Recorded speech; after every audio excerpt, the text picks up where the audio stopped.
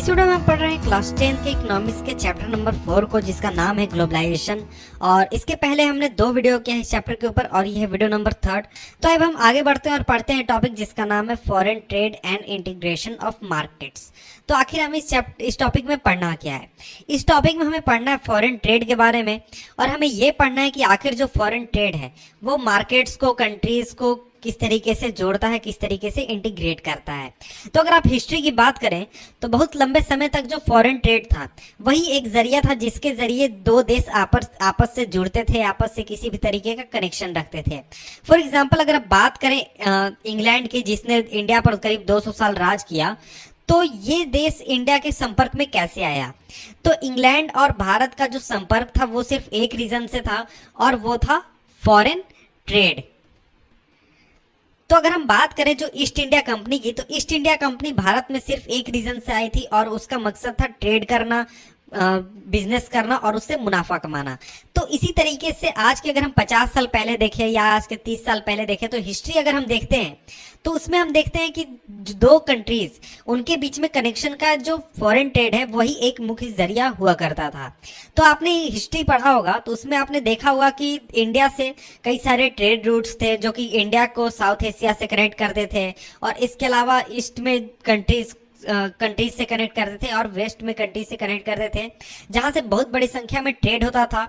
और इन रूट्स, ये जो रूट्स थे ये काफ़ी पॉपुलर रूट्स थे।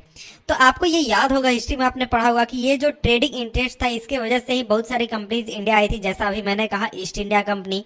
इसके अलावा आप जानते हैं कि पुर्तगाल के लोग भी आए थे, डच लोग भी आए थे, और भी लोग आए थे। तो वो उनका सिर्फ एक मकसद था शुरुआत में, वो था ट्रेड। यानी कि ट्रेड की वजह से ही दो कंट्रीज जिनका आपस में कोई लेना देना नहीं है वो एक दूसरे के संपर्क में आते हैं, एक दूसरे से बात करते हैं या एक दूसरे से रिलेशन रखते हैं। तो इतिहास में अभी तक हमने यही पढ़ा है।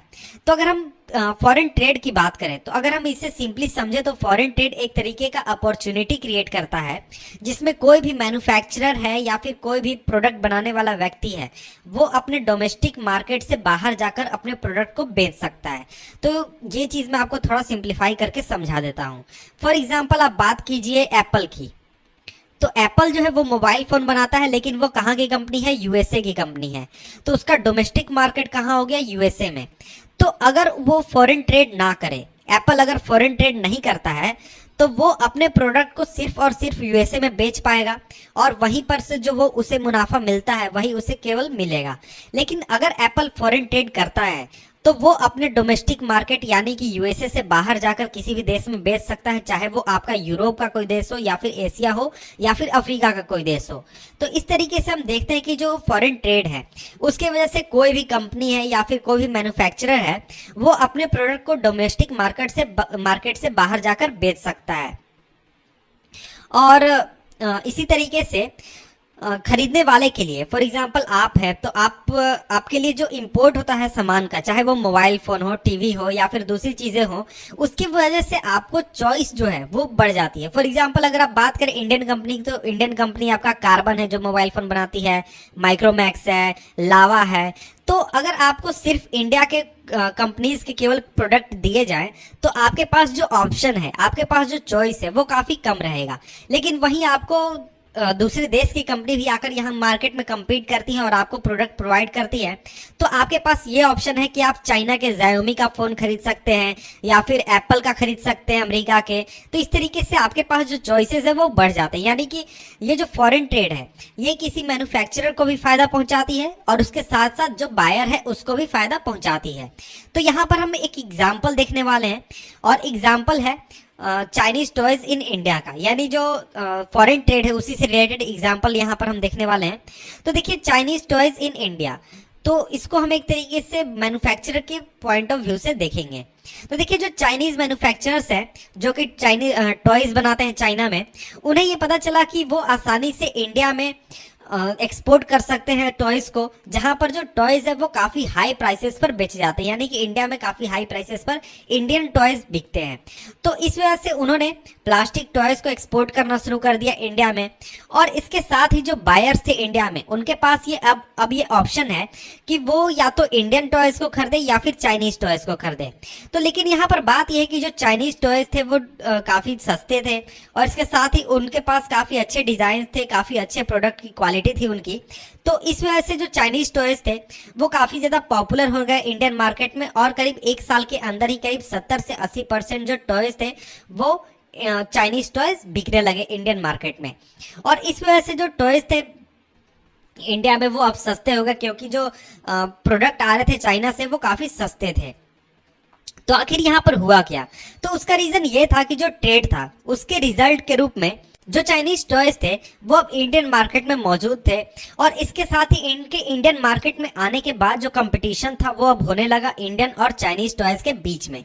तो क्योंकि चाइनीज टॉयज जो थे वो ज़्यादा बेहतर थे, और इसके साथ ही जो इंडियन बायर्स थे उनके पास ज़्यादा चॉइसेस थे और सस्ते दामों पर चाइनीज टॉयज अवेलेबल थे, तो इस वजह से जो चाइनीज टॉयज थे वो आसानी से एक्सपैंड करने लगे, उनका प्रोडक्ट उनका बिक्री ज़्यादा बढ़ने लगा, और लोग जो थे चाइनीज टॉयज को पसंद करने लगे। और इसके अपोजिट अगर हम बात करें तो इंडियन टॉयज जो थे उनको काफी ज्यादा लॉसेस होने लगे, उनके टॉयज नहीं बिकते थे अब, क्योंकि उनके जो प्राइसेस थे वो काफी हाई होते थे। तो इस तरीके से हम देख सकते हैं कि जो चाइनीज टॉयज मैन्युफैक्चरर थे उनके पास अच्छा प्रोडक्ट था, उनकी क्वालिटी अच्छी थी, वो काफी सस्ते थे, तो उनका जो मार्केट था वो अब एक्सपैंड हो गया। और वहीं अगर हम कस्टमर पॉइंट ऑफ व्यू से देखें तो अब जो कस्टमर था उसको अच्छे प्रोडक्ट मिल रहे थे सस्ते दामों पर, इसलिए वो आसानी से उन प्रोडक्ट को जाकर खरीद सकता था। अगर हम जनरली बात करें तो ट्रेड को खोलने से, यानी ट्रेड को ओपन करने से जो सामान है वो ट्रैवल करता है एक मार्केट से दूसरे मार्केट में, और इसके साथ ही जो चॉइस है मार्केट में, यानी इंडिया में अगर हम बात करें, अगर कोई फॉरेन प्रोडक्ट आता है तो उसके बाद यहाँ के लोग जो है, जो कस्टमर है उसके पास जो चॉइस है वो बढ़ जाता है। और इसी तरीके से सिमिलर जो गुड्स हैं, यानी एक जैसे मोबाइल फोन्स की हम बात कर लें तो मोबाइल फोन्स के जो प्राइसेस है दो मार्केट में वो लगभग इक्वल होने लगते हैं, और इसके साथ ही जो प्रोड्यूसर्स हैं दो कंट्रीज में वो अब एक दूसरे से compete करते हैं, एक दूसरे से कंपटीशन रखते हैं कि कौन ज़्यादा प्रोडक्ट बेच सकता है, ज़्यादा अच्छी क्वालिटी दे सकता है, कौन कम दाम पर दे सकता है। तो इस तरीके से हम देख सकते हैं कि जो फॉरेन ट्रेड है वो एक तरीके से कनेक्ट करता है मार्केट को और इंटीग्रेट करता है डिफरेंट कंट्रीज के मार्केट को एक में। जो प्रोडक्ट है, एक ही प्रोडक्ट दो देशों में बिक रहा है, तो हम एक तरीके से समझ सकते हैं कि वहां का जो मार्केट है एक दूसरे से इंटीग्रेट हो चुका है, यानी एक मार्केट में जो प्रोडक्ट बिकेगा लगभग उसी प्राइस पर उसी क्वालिटी की प्रोडक्ट आपको दूसरे मार्केट में भी देखने को मिल जाएगी। तो इसके बाद हम नेक्स्ट टॉपिक देखते हैं। नेक्स्ट टॉपिक है हमारा व्हाट इज ग्लोबलाइजेशन, कि आखिर ये ग्लोबलाइजेशन होता क्या है। तो देखिए, अगर हम पिछले 2 या 3 डिकेड की बात करें तो ज़्यादा से ज़्यादा एमएनसीज मल्टीनेशनल कंपनीज ने लोकेशन खोजा है दूसरे दुनिया के अलग अलग हिस्सों में, जहां पर वो अपने प्रोडक्शन को सस्ते दामों पर कर सकें। तो इस वजह से जो फॉरेन इन्वेस्टमेंट है एमएनसीज द्वारा वो इन कंट्रीज में काफ़ी ज़्यादा राइज हुआ है, इंडिया में भी राइज हुआ है। और इसी समय पर जो फॉरेन ट्रेड है कंट्रीज के बीच में वो बहुत ही ज़्यादा बढ़ गया है। और ये जो फॉरेन ट्रेड है इसका एक बहुत बड़ा हिस्सा ये कंट्रोल किया जाता है मल्टीनेशनल कंपनीज द्वारा।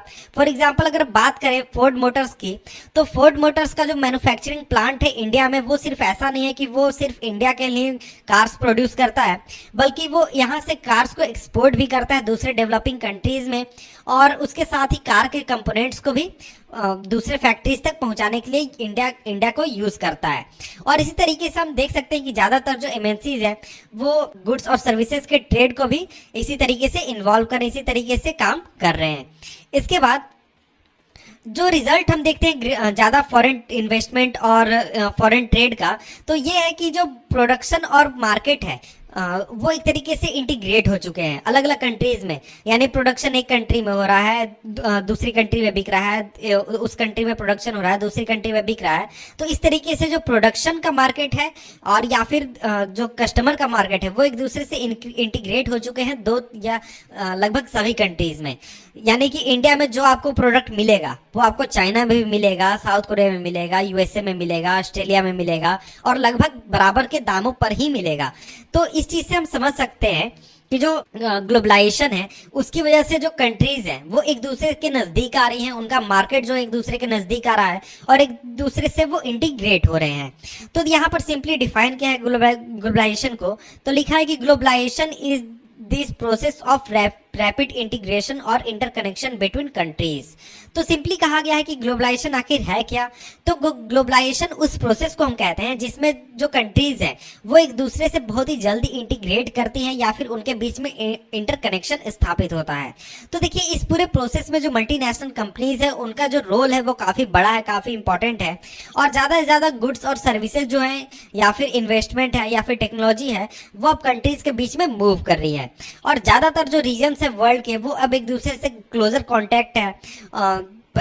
जैसे अगर हम पिछले 20-30 साल पहले से अगर हम कंपैरिजन करें, फॉर एग्जांपल अगर बात करें तो इंडिया और चाइना, इनके बीच में जितने मजबूत रिलेशन आज के 40 साल पहले या 30 साल पहले थे उससे कई ज़्यादा गुना अब जो रिलेशन है वो मजबूत है। उसका रीज़न क्या है, वो यह है कि इनके बीच में जो ट्रेड है वो काफ़ी ज़्यादा बढ़ चुका है।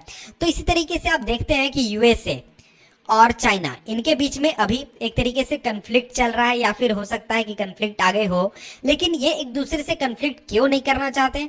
तो उसका एक सबसे बड़ा रीज़न है ट्रेड, कि इनके बीच में जो ट्रेड होता है उसका जो वॉल्यूम है वो इतना बड़ा है कि अगर वो एक दूसरे से कन्फ्लिक्ट करते हैं तो उनके इकोनॉमी पर बहुत ही बुरा प्रभाव पड़ सकता है। तो देखिए सामानों के मूवमेंट के अलावा या फिर सामान, सर्विसेज, इन्वेस्टमेंट, टेक्नोलॉजी, इन सभी चीज़ों के मूवमेंट के अलावा एक और चीज़ है जिसके जरिए जो कंट्रीज है वो एक दूसरे से कनेक्ट होती है, और वो है मूवमेंट ऑफ पीपल। यानी एक देश के लोग दूसरे देश में जाते हैं, दूसरे देश के लोग तीसरे देश में जाते हैं। तो इस चीज़ की वजह से भी जो दो कंट्रीज है वो एक दूसरे के नज़दीक आती है। एक जगह के लोग दूसरे जगह के कल्चर को समझते हैं, वहाँ लोग किस तरीके से रहते हैं इस चीज़ को समझते हैं। तो अगर हम बात करें तो लोग जो है वो एक देश से दूसरे देश या फिर एक जगह से दूसरे जगह ज़्यादा से ज़्यादा बेहतर इनकम, अच्छी जॉब, अच्छे एजुकेशन की तलाश में जाते हैं। फॉर एग्जांपल अगर आप बात करें, इंडिया के बहुत सारे लोग जो है वो यूएसए में जाकर जॉब कर रहे हैं, यूएसए में रह रहे हैं, इसी तरीके से कनाडा में रह रहे हैं। तो उनका रीज़न क्या है, वो चाहते हैं कि उन्हें अच्छा जॉब मिले, अच्छा इनकम हो, अच्छा वो लाइफ अपना गुजारें, इसलिए यहाँ से वो दूसरे जगहों पर जाकर मूव कर रहे हैं।